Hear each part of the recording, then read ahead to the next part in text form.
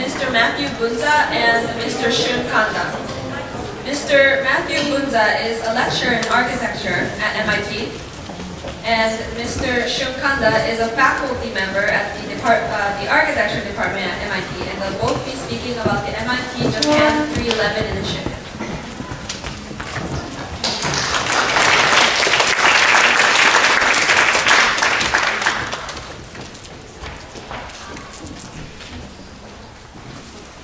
Okay, thank you so much for having us. I'm Matthew Bunza.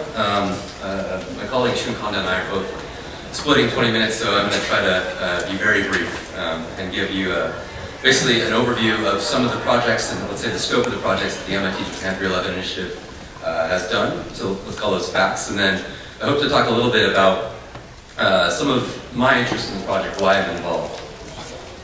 So the what and why, starting with the what. So after 311, the MIT Japan 311 initiative began with an invitation from two individuals in Minamisanriku. On the left is the mayor of Minamisanriku, Jin Seto, and then a professor at Miyagi University who basically sent a message to Shun Kanda and asked for his assistance and the resources of MIT and students there in potential help from Minamisanriku. So all the projects that the MIT Japan 311 initiative has been working on basically are focused in this area, even though they're in several different locations.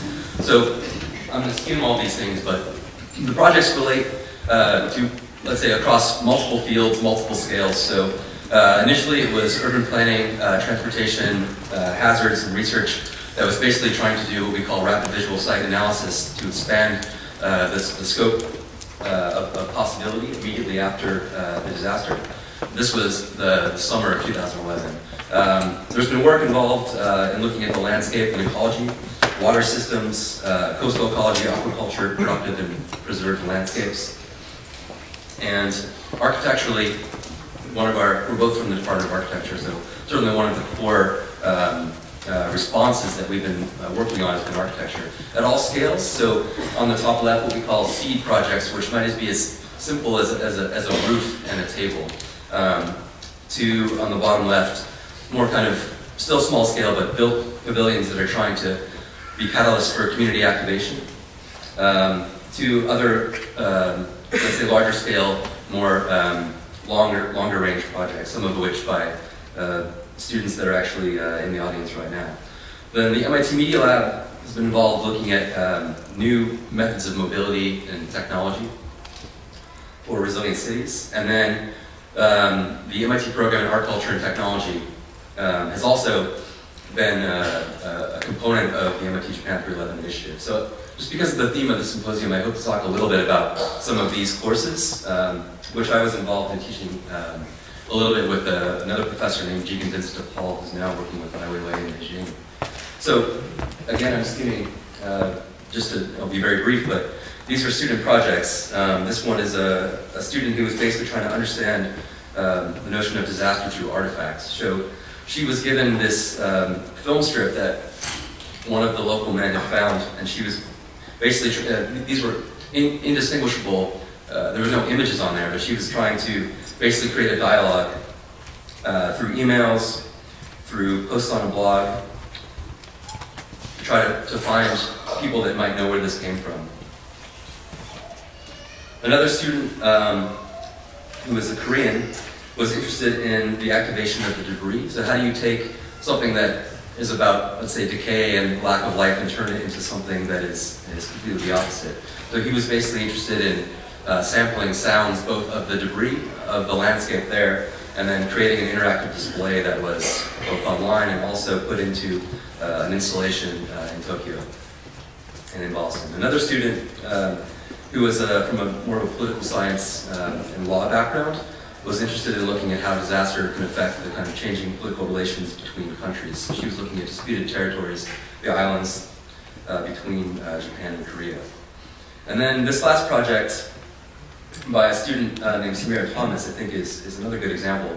And it's called Project Post. And what she was interested in was helping and working with the children there. So you think of a lot of the aid responses, and these are all people at MIT. So myself, all these people, were outsiders in a way. But she was interested in challenging the kind of one-way flow of aid and working with children. So in her past, before she was a student at MIT, she worked in Kabul in Afghanistan, working with children there. So this project, and this was all just within one semester, and there are a few of many, was basically trying to connect students in Afghanistan who were also, let's say, familiar with disaster, albeit it's about warfare in a different kind, with the children of Minamisanriku. So she went there, she went to Afghanistan, and then basically began these stories and these interactive kind of sessions in the classrooms that, and I think this is still ongoing, that we're connecting them. So I want to talk a little bit about why, and again, I'm going to be very brief, but this distance is basically 7,000 miles. So why are we here in the East Coast, and why do we care about these things? And again, especially as outsiders in some way. So for me, if I can just speak from my own personal, let's say, relationship with these issues, beyond the distance, my home, which I should say is that little dot in the middle in Oregon.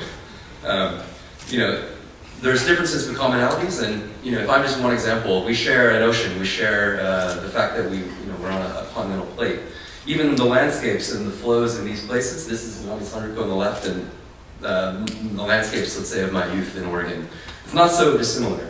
And the livelihoods in these places, both in Oregon and in Japan, are in relation to fishing, tourism, forestry, all the same things. And when you see recently in the news that the debris, is basically turning up on the shore, you're reminded that the issues that are happening in this place are really, they're global, both physically and not, I think. So this is kind of what this is my last slide, but this is kind of what I take from this, and I offer, both as maybe an insight that I've been learning about, but also a question. What is the role of the outsider? So if you take let's say a cross-section of any of the classes at MIT, you'll see the course is focused on socio-political issues, shrinking cities, the environment, sustainability, water, energy, technology, all of these things. And in Minamisanriku and elsewhere in Tohoku, you can find these things in every one of those places. So they're not just local issues in Tohoku, but they relate to us globally, both as, let's say, kind of microcosm, but also as somewhat of a canary. So I think that's the kind of interest. So those projects by the 4 students were basically trying to look at dialogue. It's not a one-way thing, it's a two-way thing. It's a back and forth. So Shun is going to talk about more of the kind of larger issues and the other focus of the 311 initiative, but I think that one thing I should mention is that I'm in some way representative of one of the students, because I started as a student and was a teaching assistant with these issues, and then did my thesis on it and am now teaching.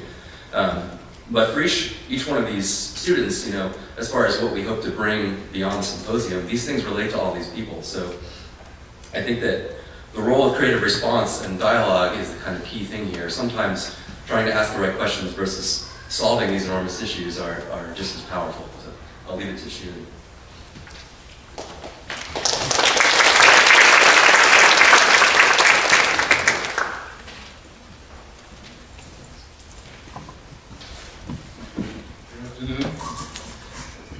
I have to once again thank the organization and allowing us from Boston to be admitted into New York. It's a real honor and privilege.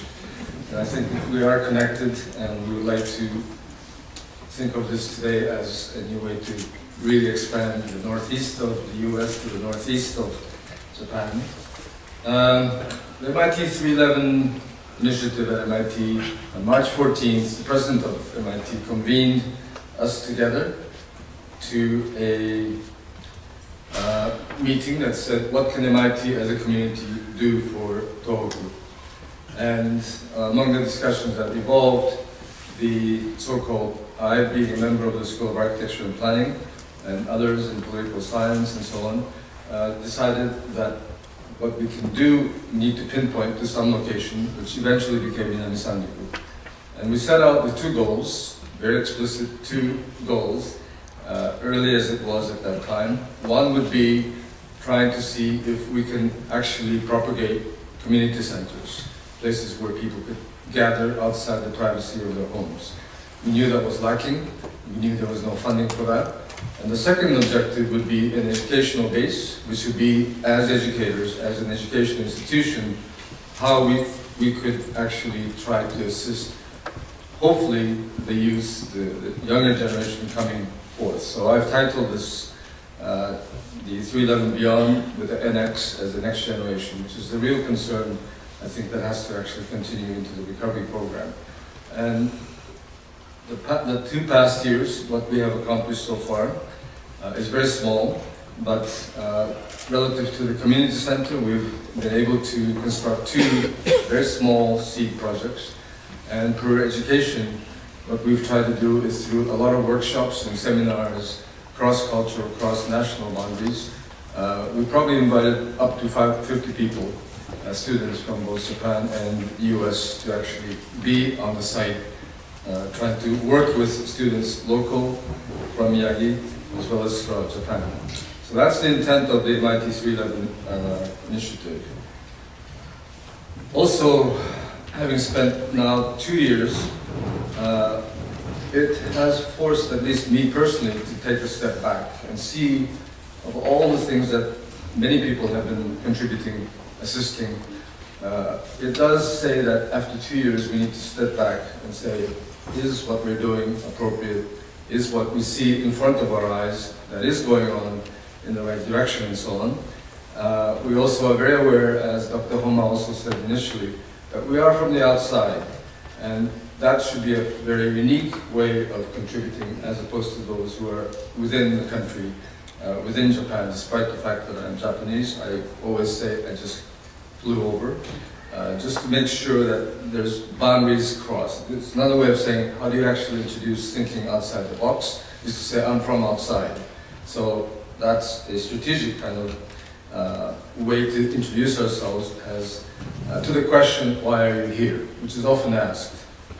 So we all know what happened on 311, but again, in retrospect, in a fairly sort of thoughtful way, I just began to narrow in on one aspect, which was actually probably quite well known to many people, but somehow not really focused on. And that has to do with the fact that if you take one town, which is Shizugawa, in Minamisanriku, the middle picture here with the pink area, which is the inundated area of the town, 90% totally destroyed. That's the inundation area. Average tide tsunami was about 50 meters, 15.9 meters. And I happened to come upon this map, freehand map on the left, which is from the Edo period, 1600, 400 years ago. And it doesn't take much to find out that the exact boundary of the former bay is where the flood actually also occurred. So almost line to line. And it's not a very profound aha moment. It's like, of course, something must have been there. Meaning, all the past 400 years has been essentially man reaching towards, pushing to the water landfill, and essentially expanding the territory for livability, for convenience to work. And of course, you go back to the Jomon period, 4,000, 5,000, 6,000 years ago. This whole area, which is the Rias coastline of Tohoku, was basically water. And the landscape is formed by the erosion of the land. So these are not volcanically formed land areas, they're land masses. They're actually from the riverines coming out to the bay. So something says, if you talk to the older people, they say, we've seen this before. Not just by tsunami, we've seen our grandparents talk about the fact that when it was back then, when it was a bay.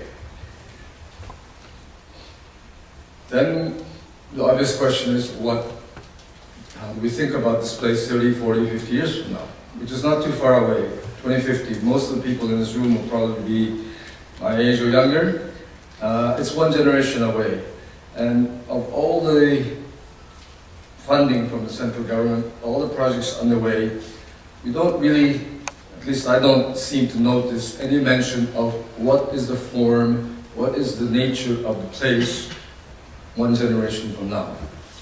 And that's the kind of thinking where, as an outsider, we get that perspective. As I fly in from 10,000 feet above the air, visiting the site, it occurs to me, what's the form in the next generation?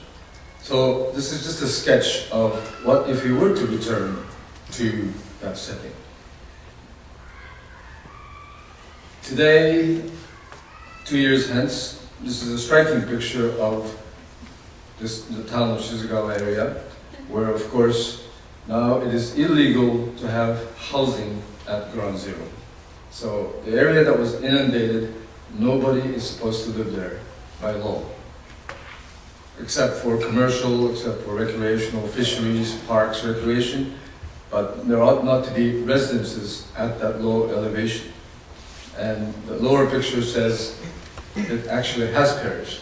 So we have a unique question as planners, architects, as people who have to actually think about the next generation. What is the issue to us, which is kind of we're not familiar to this. It's not like the Kobe earthquake, where the whole agenda is to rebuild what was there. In Tohoku, in Minamisanriku, the agenda is not about rebuilding what was the past. You cannot rebuild the past. It's a sad fact, but plain as day, if you are not to lose any more lives, then you cannot live nor construct a town, a community at that level. So the main street, main shopping street is not to come about, not in this form. The so-called activity that was very polyculture, the fishermen, the schools, the railroads, all of this that happened in the one concentrated area will not happen, at least at the same location. So the problem is, what's the location? Where is it going to happen next, in the next generation? What's the form of the community? And nobody seems to be asking this question, because the next few slides I'll show you what is actually taking place in front of our eyes. If you were to visit there today, yesterday, what is actually taking place. And this is, for us here, it's also the situation that the residents, the survivors of the disaster are faced with. What is tomorrow's life going to be? In the meantime, this is what you see if you were to visit. This is the amazing amount of allocation that is pumped into this area along with other places in Tohoku. This is a diagram of what the government will do in certain color, what the prefecture will do, what the town will do. Primarily infrastructural expenses, infrastructural construction, and they're very large scale. If you go there, you'll be probably caught in a traffic jam of trucks, cement cars. The local sort of inns and bed and breakfasts, you cannot get a reservation because they're full of, booked up by the contractors. So where did the people go? And what is this about? What is this reconstruction about that you see in this diagram? Because we don't have a town here anymore. So what is it that's being built? And this is, some of the pictures are from as recent as January. But the main categories I put down here is major highway reconstruction. Then there's housing issues. The Japan Rail is on a standstill. It may not come back. And the big question about how do you protect the inland area with seawalls. The highway, as you can see, this is Highway 45, National Highway 45, constructed in 1974, only about 40 years ago. And this is what happened. Today already, they're rebuilding it. Very fast. Budget available. Japanese are known for very efficient construction, maximum speed. This is underway. Don't ask why, it's underway. Housing, temporary housing. As you see, many of these parallel anonymous housing, they are being given the option that if you were to relocate to a permanent housing, you need to go higher ground. So this is a subsidized program where from here you get to go somewhere high, but they don't know where to go. The family is split. The older generation wants to stay in view of the sea. The younger generation wants safety, so they would like to go up high. You need a car to live up there. You don't have the town anymore. And despite all the questioning, this is going on. So the mountains are being carved for the relocation. And then the seawall. This is a demonstration of, that top is 8.4 meters high.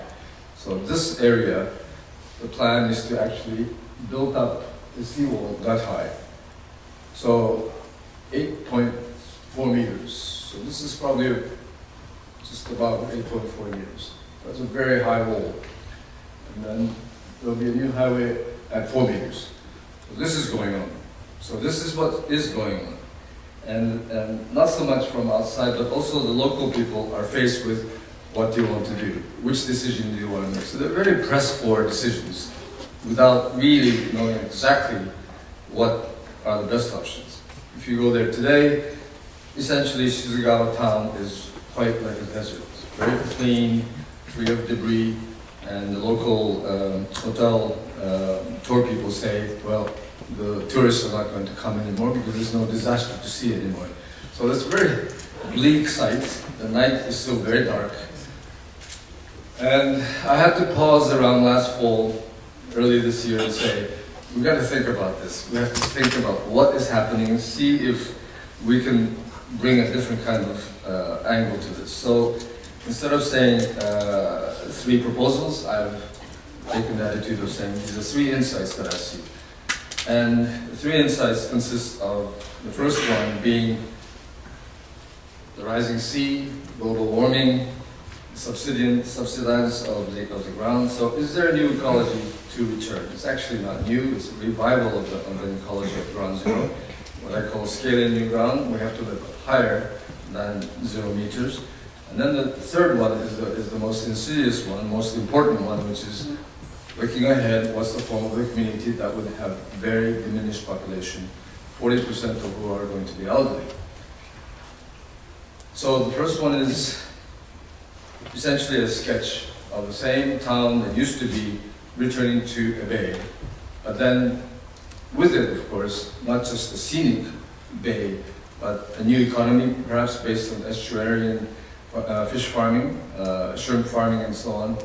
Natural sanctuaries, habitat, and that we cannot live there anymore, so why not basically try to return that to the ecological base. Number 2 is to say some of the houses did survive. Some of the houses did survive, as you can see, if it was above 50 meters, if it was above 20 meters. So is there a possibility to reconstruct a whole new level that's at that level, which would unite the town, the next evolution of the town?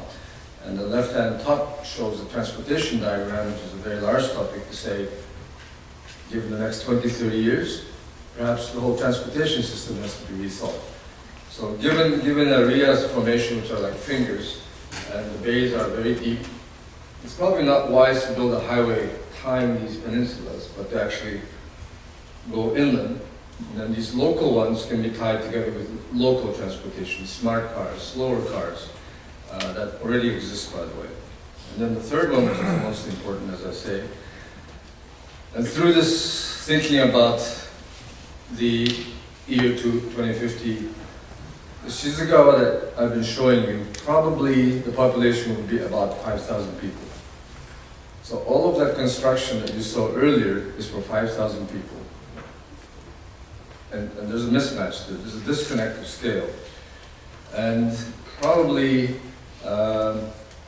so-called shopping center or shopping street will not return because there's fragmentation, there's scattering, dispersal of housing. They're all fragmented throughout the area. The thing about Tohoku is that there's a lot of land. So the first temptation is to disperse. Whereas the villages used to be within the dispersal, also very contained, very close to the bay.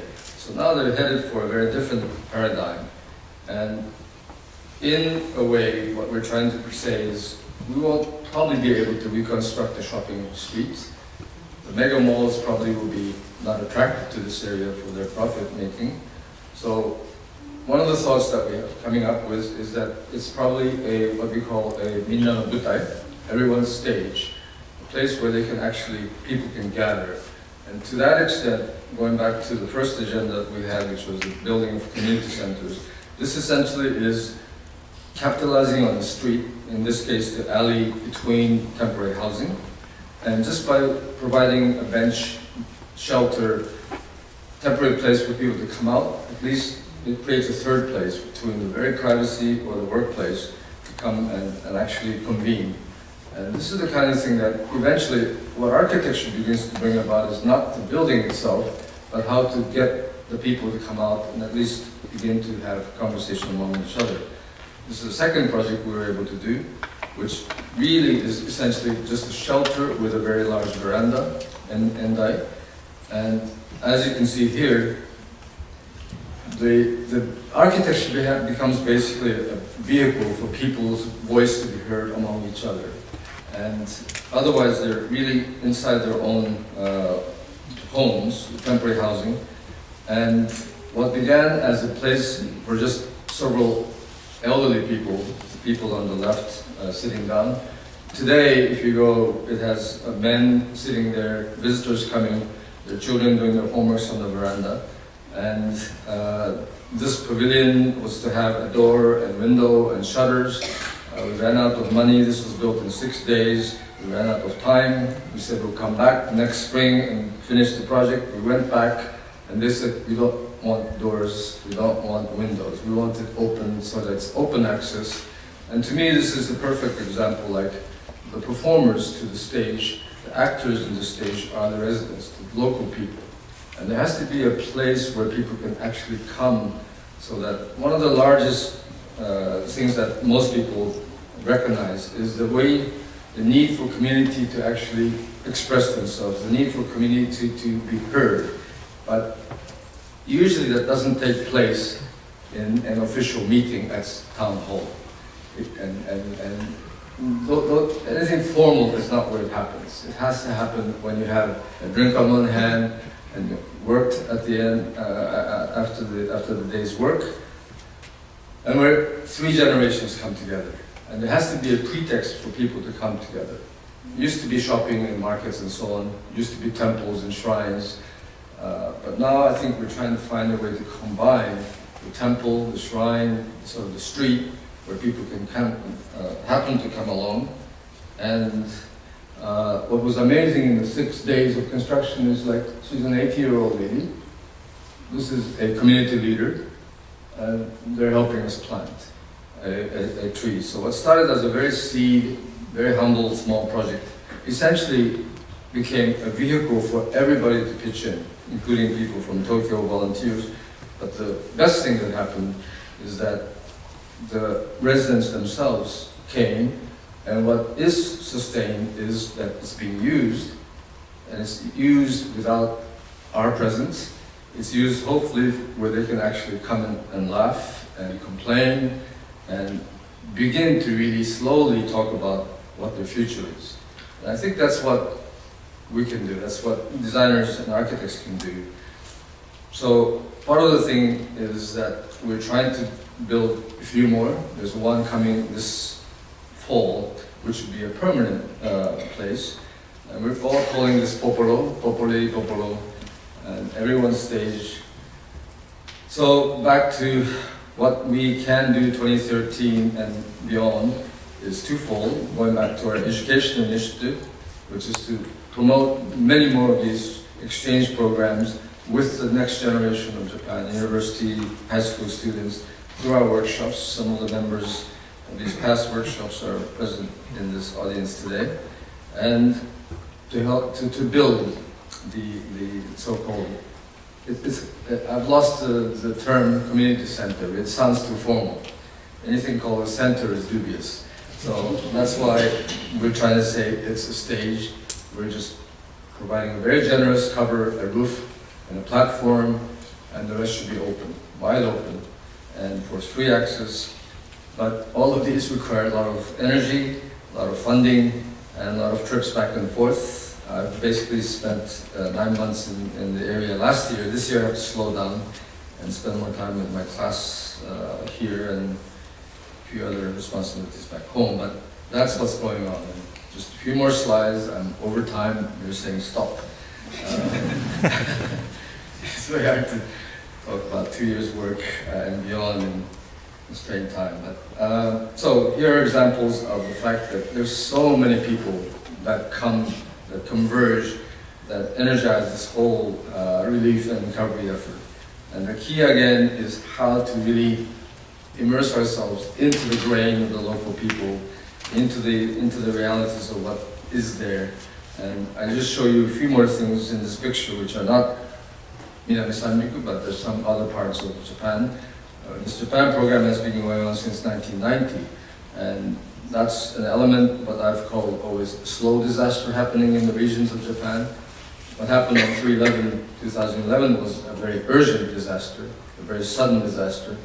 But our efforts through the Japan program every summer has been to address the slow disaster, which I see happening, which everybody knows is happening, and now aggravated by Tohoku, but also the realities of the declining population, the low childbirth, aging population. All of that is becoming a real factor, and somewhere we need to address this within that large understanding, but also day-to-day build small things as much as we can.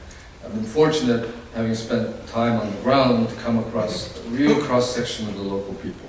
And this is the most important one. I spend time with politicians and also folks in Tokyo, but we don't have access to these people. And I think what our role can be, those of us who can be bilingual especially, is to become the voice of the people. And I think that many of you know Tohoku people are very reticent, they're very stoic, they're very strong, but they don't complain very much. So we have to get them out in the open through these so-called minna no butai, everybody's stage, and really make this conversation happen. And we are the interpreters. We carry the message back to New York, back to Boston. And somewhere in there, Tokyo comes in, hope you're listening. But that's the story of the MIT 311 Japan workshop. I'm sorry to be rushing through. And again, I appreciate being admitted to this circle in New York. It's a very nice afternoon for us. Thank you very much.